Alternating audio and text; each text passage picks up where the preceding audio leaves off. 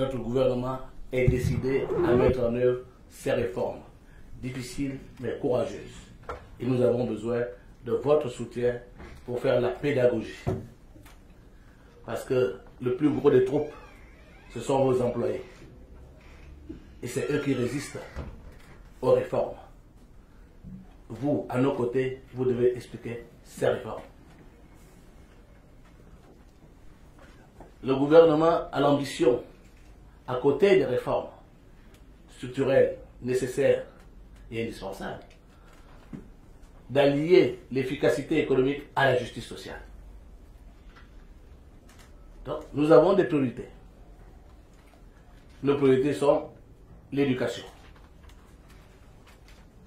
la santé, les routes, l'énergie, l'eau et l'habitat social. Ce sont les priorités du gouvernement.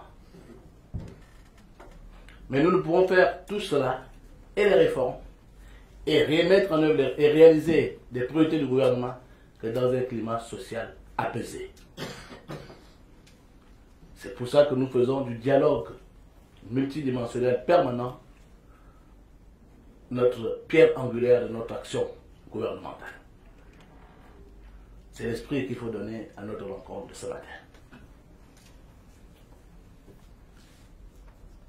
Nous avons besoin de vous comme vous avez besoin de nous.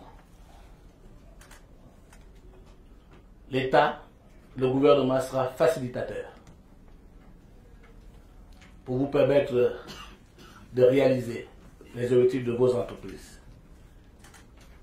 Les objectifs de croissance, bien sûr, d'investissement, de création de richesses, bien sûr, et des bénéfices et de distribution des dividendes. Mais surtout également de paiement des impôts à l'État que vous devez. C'est ça aussi la citoyenneté. Mais nous ne doutons pas un seul instant qu'à votre niveau, vous êtes pleinement imprégné de ces dimensions. J'ai volontairement laissé le long discours qui m'a été préparé. Il y avait de très bonnes choses là-dedans pour privilégier l'échange. Et je voudrais, au moment d'ouvrir ces travaux, vous réitérer encore notre gratitude pour avoir répondu présent et surtout la patience dont vous faites montre parce que nous savons que nous vous devons. Mais je veux vous garantir une seule chose. Le gouvernement honorera ses engagements vis-à-vis de vous, comme il a toujours honoré ses engagements.